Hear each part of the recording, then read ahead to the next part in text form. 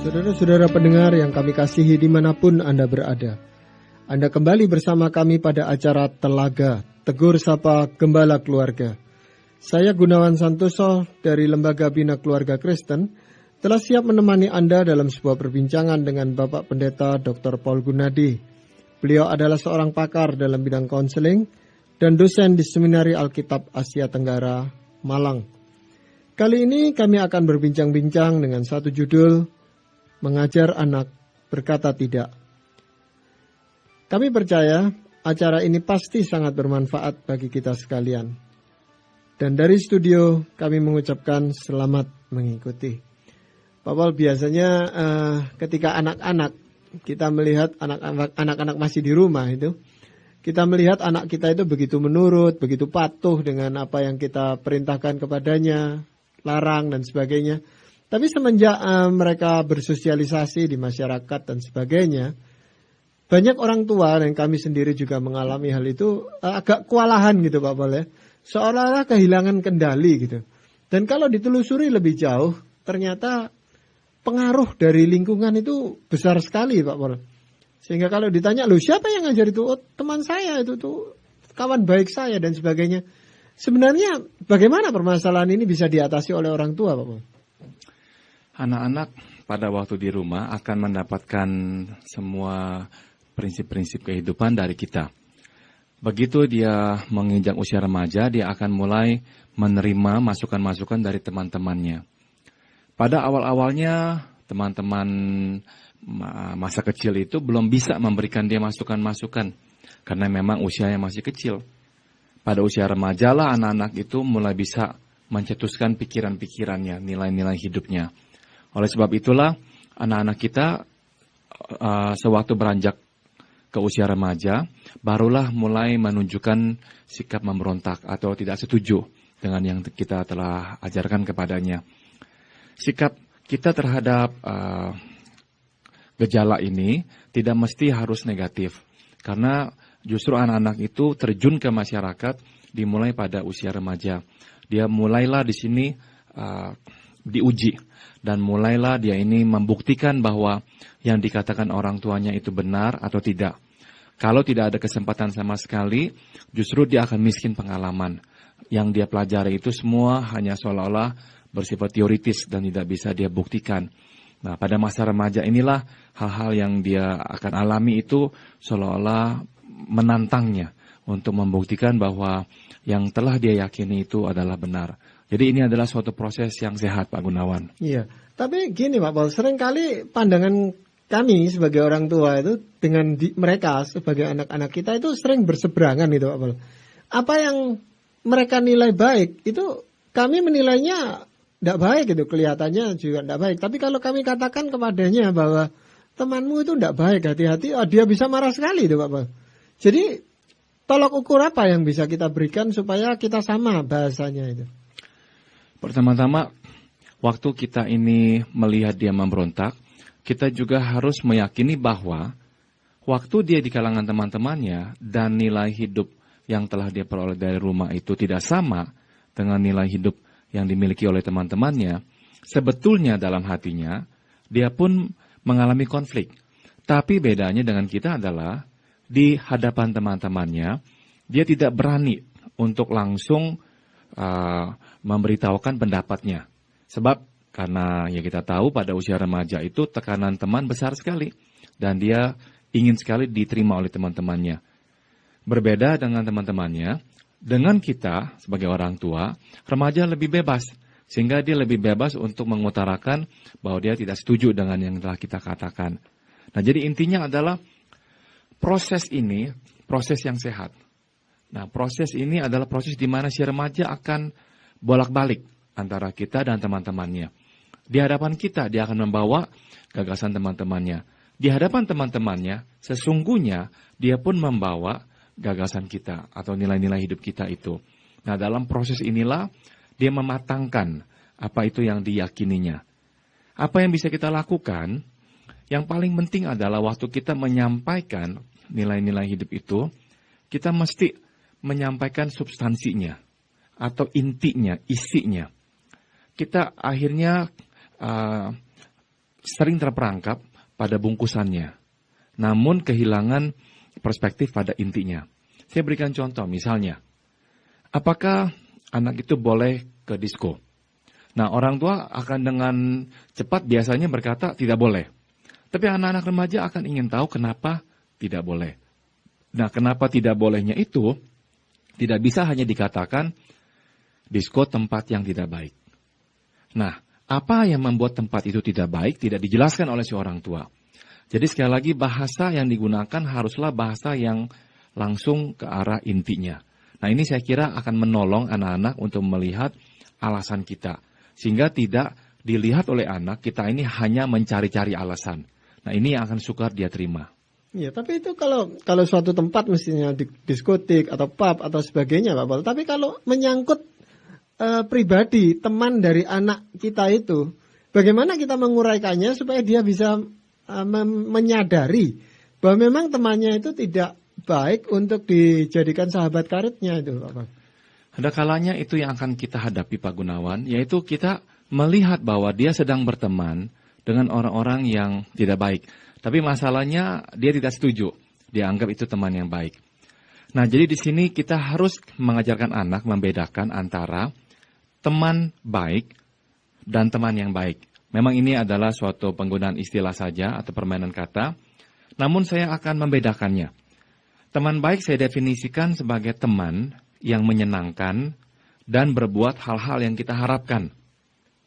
Nah, masalahnya adalah teman baik belum tentu orang yang baik. Dan orang yang tidak baik bukanlah teman yang baik. Nah, orang yang baik adalah orang yang misalnya tidak menipu atau berbohong. Ia adalah seorang yang jujur dan takut akan Tuhan. Nah, jadi yang kita akan mau tekankan kepada anak-anak, dia harus memilih seseorang yang baik untuk menjadi temannya. Bukan sembarang teman baik. Nah, anak-anak seringkali tidak mengerti ini. Pokoknya, teman baik adalah teman yang berbuat banyak kebaikan buat dia. Membelanya kalau ada urusan dengan orang. Sama-sama menyontek dengan dia. Sama-sama berbohong kepada guru dan sebagainya. Nah, kita harus tekankan bahwa perbuatan-perbuatan itu perbuatan yang tidak baik. Dan jika dilakukan oleh temannya, itu menjadikan dia adalah seseorang yang tidak baik. Karena melakukan perbuatan-perbuatan yang tidak baik. Dan seharusnya lah dia tidak berteman dengan seseorang yang tidak baik. Meskipun orang itu berbuat banyak kebaikan kepadanya. Nah, saya bisa menggunakan ilustrasi tentang perampok. Perampok akan baik dengan temannya, sesama perampok. Tapi apakah dia seseorang yang baik? Saya kira semua orang akan berkata perampok bukanlah seseorang yang baik. Karena dia merampok dan merugikan orang lain. Meskipun dia akan baik kepada mitra perampoknya. Nah, jadi prinsip seperti ini yang kita tanamkan kepada anak-anak. Jadi yang pertama adalah dia mesti tahu bagaimana memilih teman yang baik. Jangan hanya memilih teman baik, teman yang banyak berbuat kebaikan buat dia. Tapi pilihlah seseorang yang baik untuk menjadi temannya. Nah, kalau kita menyampaikan hal-hal seperti itu, yang seperti Pak Pol katakan ya, pada anak-anak yang sudah memasuki usia remaja khususnya Pak Pol yang kritis dan sebagainya, itu kan mereka tidak begitu saja bisa menerima itu. Sehingga kadang-kadang terjadi perdebatan di antara kami sebagai orang tua dan anak remaja kita itu. Perdebatan atau suatu diskusi atau apa, tapi kan dia tidak bisa menelan begitu saja gitu. Nah, bagaimana sikap kita itu sebagai orang tua Pak Pol? Nah, waktu dia tidak bisa menerima begitu saja yang kita katakan, kita bisa berkata dua hal. Pertama adalah kita bisa berkata, saya mengerti, engkau tidak bisa menerimanya. Saya mengerti, sulit bagi engkau menerimanya. Dan jadi kita menyampaikan pemahaman kita bahwa memang sulit untuk dia bisa mengertinya. Tapi yang kedua adalah, ada waktu-waktu di mana kita tetap harus berkata kepada anak kita, engkau tidak boleh. Tidak mengerti atau mengerti, tetap tidak boleh. Jadi ada pagar yang tetap kita harus dirikan.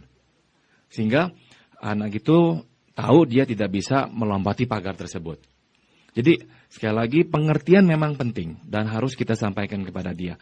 Namun di pihak lain tetap harus dirikan pagar.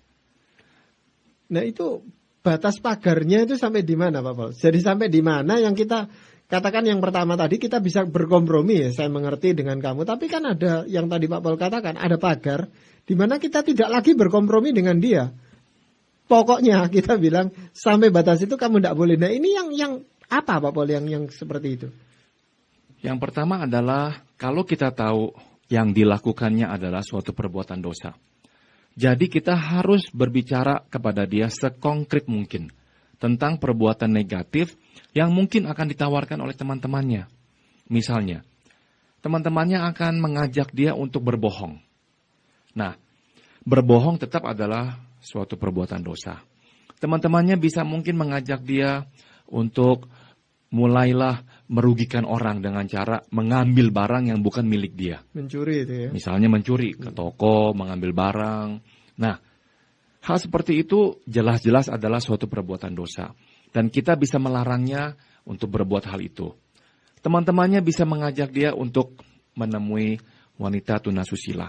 Nah, di sini kita harus berkata dengan jelas. Ini adalah hal yang salah. Dengan kata lain, peranan kita sebagai orang tua adalah memberikan contoh-contoh sekonkret mungkin. Nah, ada kalanya kita ini agak enggan untuk masuk sekonkret itu. Jadi kita cenderungnya hanya berbicara secara umum. Nah, saya kira orang tua perlu bicara secara spesifik. Hal-hal apa yang akan ditawarkan oleh teman-temannya itu.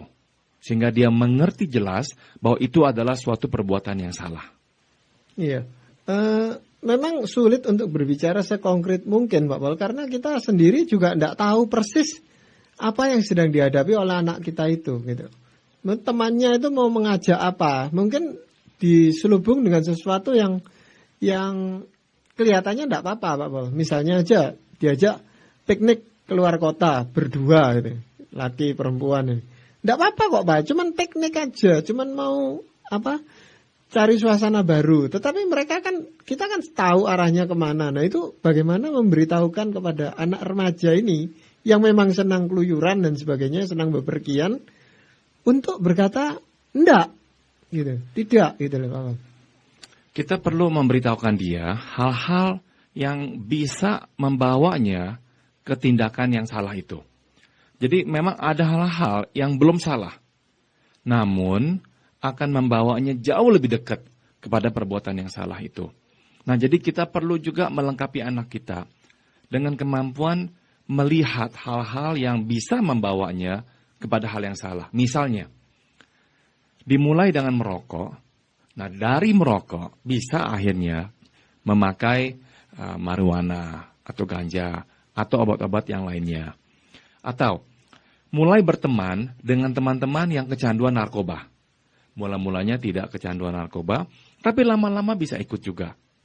Nah, anak-anak mungkin akan berkata, papa atau mama terlalu khawatir. Dan bisa juga mereka berkata, bukankah kita ini orang Kristen dipanggil untuk bersama dengan semua orang, termasuk yang bermasalah seperti itu?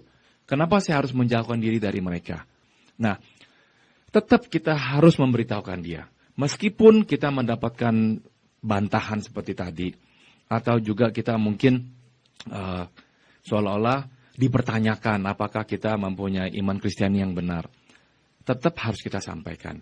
Meskipun dia menuduh kita terlalu mengkhawatirkan, berlebih-lebihan, mencemaskan dia, tetap kita harus sampaikan. Karena apa? Dia perlu tahu hal-hal ini bisa membawanya ke hal yang lebih dalam. Jadi meskipun dia tidak melakukannya, tapi gara-gara kita sudah membekali dia dengan kecemasan kita tadi, dengan peringatan kita tadi, dia akan lebih hati-hati. Sewaktu temannya mulai pakai dan dia di sana, nah misalkan temannya mengajaknya untuk memakai, misalnya narkoba, nah dia akan bisa berkata tidak mau. Karena apa? Dia akan mengingat peringatan yang telah kita sampaikan. Jadi dengan kata lain Pak Gunawan, kita bukan saja mengatakan hal itu salah, tapi kita juga katakan bagaimanakah dia bisa menampiknya. Bagaimanakah dia bisa menghindarinya. Nah ini perlu kita beritahukan. Kita juga jangan ragu Pak Gunawan untuk menceritakan pengalaman hidup kita. Kita tidak selalu sukses dalam hidup ini. Jadi kita bisa bagikan bagaimana kita dulu misalnya sampai jatuh. Atau bagaimana kita menghadapi sehingga kita tidak jatuh. Nah hal ini menjadi pelajaran yang sangat bermanfaat bagi anak-anak kita. Ya. seringkali juga yang dikemukakan sebagai alasan adalah ingin tahu atau bereksperimen dan mencoba. Nah itu bagaimana Pak? Saya tidak boleh nyoba itu. Masa saya tidak, cuman kepingin tahu aja gitu aja. Nah seringkali itu alasan yang diajukan oleh anak-anak kita dan dia akan berkata, apa salahnya mencoba? Ya. Kan saya tidak akan tercandu. Saya hanya ingin tahu rasanya seperti apa. Nah kita bisa katakan kepada dia, hampir semua orang atau dapat dikatakan semua orang yang mencoba narkoba, awalnya hanya mencoba. Jadi jarang ada orang sekali pakai, langsung pakai dan tercandu. Biasanya dimulai dengan mencoba-coba. Dari mencoba-coba barulah berkembang hingga akhirnya tercandu. Jadi itu yang kita bisa sampaikan kepada anak-anak kita. Semua dimulai dengan mencoba-coba. Tapi gara-gara mencoba, akhirnya jadi tercandu. Jadi ada hal yang kita akan katakan tidak boleh engkau lakukan. Meskipun hanya sekali. Nah kita bisa berikan argumen kepada anak-anak kita. Sebab anak-anak pada tahap ini membutuhkan argumentasi yang logis. Misalkan kita berkata, engkau pernah membunuh belum? Anak kita berkata, belum pernah. Apakah engkau mau mencoba membunuh orang? Tentu kan tidak jawabannya. Nah jelas ada hal yang tidak boleh kita lakukan. Bahkan dalam tahap mencoba sekalipun. Jadi kita katakan mencoba narkoba sama. Dengan misalnya menghancurkan hidup orang, mengambil nyawa orang. Itu kan tidak akan kita lakukan meskipun hanya sekali. Nah ini juga sama. Misalkan hal-hal yang lainnya tentang hubungan seksual di luar nikah. Teman-temannya mungkin sudah melakukannya. Dan dia akan berkata, kenapa nggak boleh? Nah kita akan katakan kepada dia, intinya Tuhan berkata jangan. Tuhan melarang kita untuk bercabul sebelum kita menikah, kita tidak boleh berhubungan seksual. Ini perintah Tuhan. Nah kita kembalikan kepada dia. Mama dan papa tidak mungkin mengikuti kamu dan melihat setiap perbuatan kamu. Tapi Tuhan melihat. Dan tubuhmu adalah bait Allah. Apa yang kau perbuat dengan bait Allah, itu engkau harus bertanggungjawabkan nanti kepada Tuhan. Nah sekarang terserah engkau. Jadi kita setelah memberitahukan dia konsekuensinya, kita kembalikan tanggung jawab itu kepadanya. Karena apa? Pada usia-usia dia sudah mulai remaja, dia perlu menyadari bahwa tindakannya menuntut konsekuensi. Dan konsekuensi adalah tanggungannya sendiri. Ya. Mungkin yang menarik itu Pak Paul, melimpahkan tanggung jawab itu tetap kepada si anak remaja. Seringkali kita sebagai orang tua justru mengambil alih tanggung jawab itu ke pundak kita. Jadi kita seolah-olah yang menanggung memang Pak Paul. Dan saya bisa mengerti kenapa Pak Gunawan. Jadi ada kalanya memang sulit untuk meletakkan diri kita di tengah-tengah. Ada kalanya ada hal-hal yang harus kita memang ya sedikit otoriter lah. Misalkan kita tahu dia kalau pergi dengan teman-temannya ini, dia bisa melakukan hal-hal yang sangat salah. Nah kita melarangnya, apapun jawabannya, bantahannya, tetap kita melarangnya. Nah di situ memang kita mengambil tanggung jawabnya. Tapi ada waktu-waktu tertentu, untuk hal-hal yang tidak seserius itu, kita biarkan dia mengambil tanggung jawab tersebut. Biar engkau yang nanti tanggung, silakan. Nah jadi selalu memang harus ada hikmat membedakan mana yang bisa kita lepaskan, di situasi mana yang tidak bisa kita lepaskan. Iya. Mungkin kalau remaja itu pun mau menerima apa yang kita beritahukan kepadanya, yang kita nasihatkan, saya rasa juga bisa timbul perasaan sedih Pak di dalam diri anak remaja ini.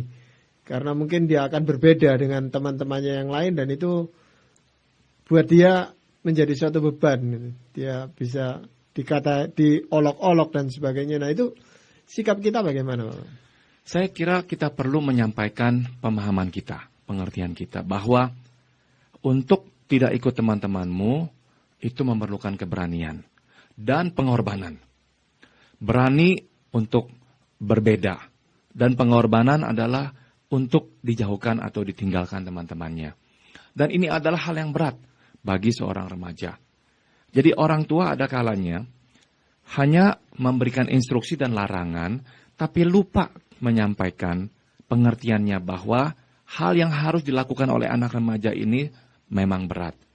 Jadi ada baiknya orang tua juga berempati, mengemukakan bahwa ini sulit bagimu. Dan ada risiko seperti ini yang kau harus tanggung. Dan ini akan berat bagimu. Ayah atau ibu mengerti penderitaanmu ini.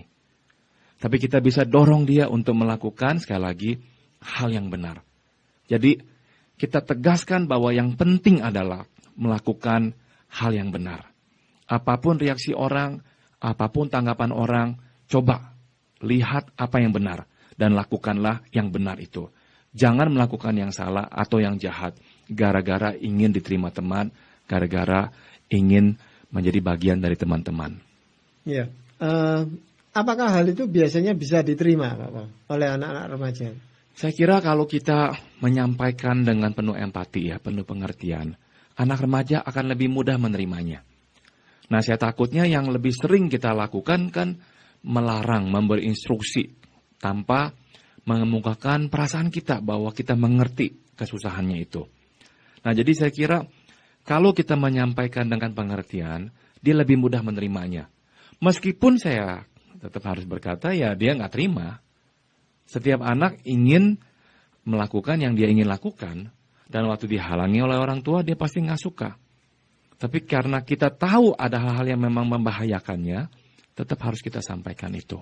Apakah kita sebagai orang tua bisa melihat bahwa anak kita itu setuju atau menerima dengan apa yang kita katakan atau tidak itu Pak? Saya kira kita bisa menilai dari reaksinya ya.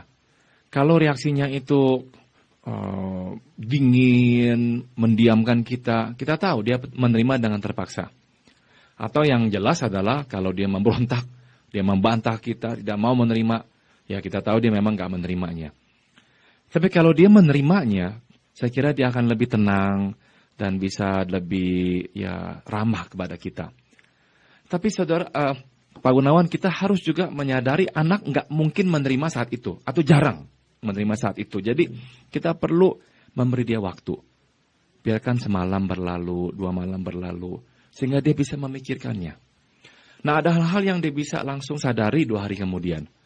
Tapi ada hal-hal yang dia akan sadari 2 tahun kemudian.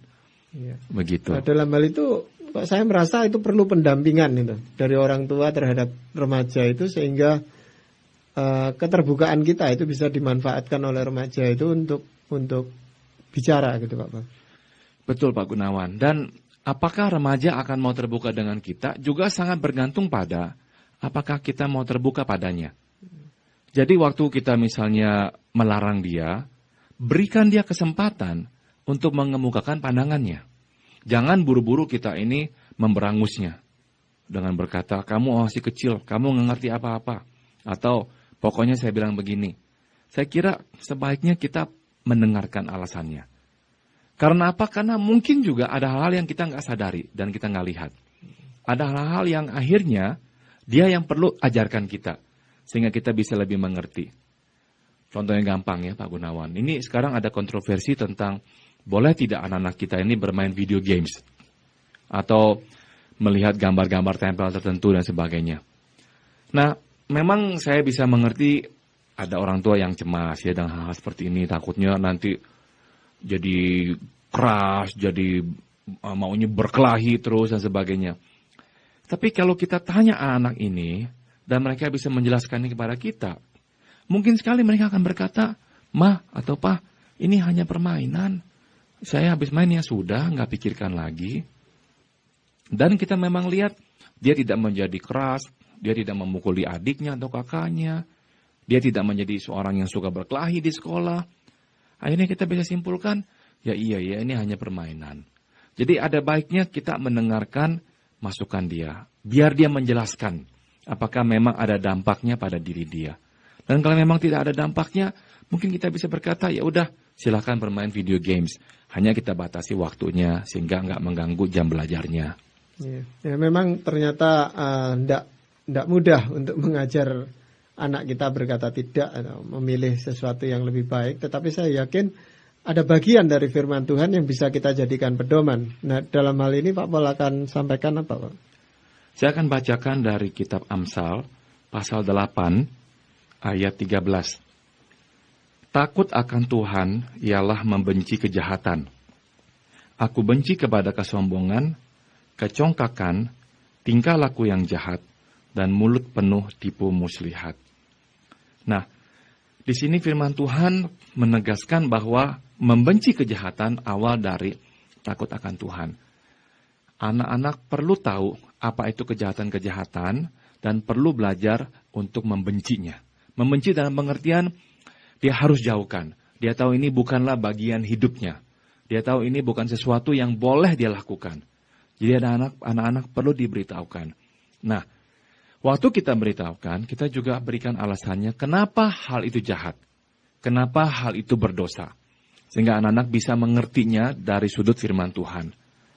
Nah, setelah itu baru kita katakan bahwa orang yang melakukan ini semua adalah orang yang takut akan Tuhan. Dan firman Tuhan berkata, takut akan Tuhan adalah awal dari hikmat. Nah, jadi ini yang kita perlu juga sampaikan kepada anak-anak kita.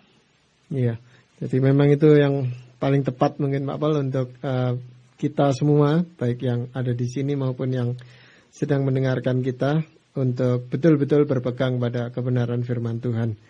Nah, saudara-saudara pendengar, demikianlah tadi Anda telah mengikuti perbincangan kami dengan Bapak Pendeta Dr. Paul Gunadi dalam acara Telaga, Tegur Sapa Gembala Keluarga.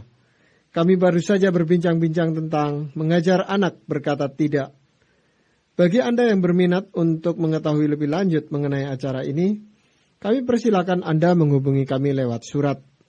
Alamatkan surat Anda ke Lembaga Bina Keluarga Kristen atau LBKK, Jalan Cimanuk 58, Malang. Saran-saran, pertanyaan, serta tanggapan Anda sangat kami nantikan. Akhirnya dari studio kami ucapkan terima kasih atas perhatian Anda dan sampai jumpa pada acara Telaga yang akan datang.